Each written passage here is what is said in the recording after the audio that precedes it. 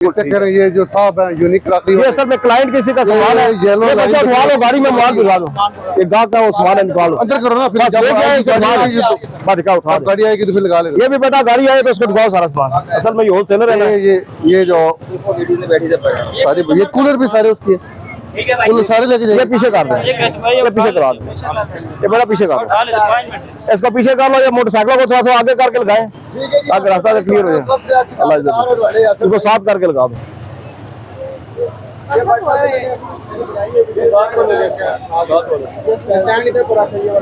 ये वाला किसके किसके किसके शादी कार्ड ले शादी कार्ड ये बाइक किसका है भाई, ये इसको थोड़ा तक ये जिनसे हमने आईडी कार्ड लिए ना, आईडी कार्ड लिए इनके ऊपर हम FIR देंगे। ये बेटा आना से बात नहीं बात लगाना, ठीक है ना। नहीं बात का मसला नहीं है, अभी जो जिस वजह से हमने आईडी कार्ड ले लिए इसके ऊपर हम FIR देंगे। अच्छा ठीक। ये बेटा मोटरसाइकिल साइड पे कर रहे हैं आप।